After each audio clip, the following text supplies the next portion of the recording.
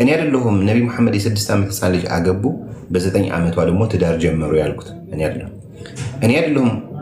አላህ ሱብሓነሁ ወተዓላ ለወራሾች በኑዛዜ መልክ ቀድመህ የሚሰጥ መከፋፈል መብት አለ ብሎ ተናግሮ አይቻልም ብለው ቀለበሱት ብዬ የዘገብኩት እኔ አይደለሁም። ባሌ እኛ ያሳደግነው ልጅ ሲገባ ሲወጣ እየቀና ነው ምን ይሻለናል ብላ ስታማክራቸው አጥቤው አልኳት ብለው ፂም ያበቀለን ሰው አጥቤው ብለው አዘዟት ብዬ የዘገብኩት እኔ አይደለሁም። እየሰማኝ ነው።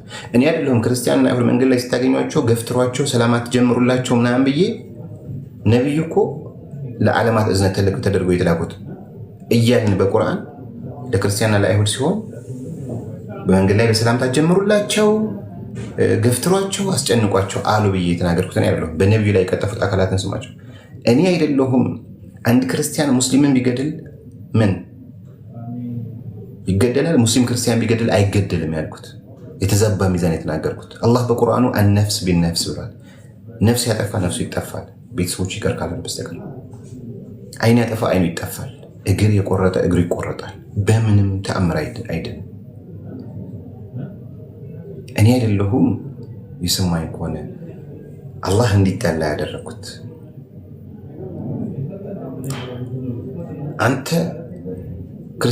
ወንድሞችን ወዴት አሳልፌ እሰጣችኋለሁ? ወዴት?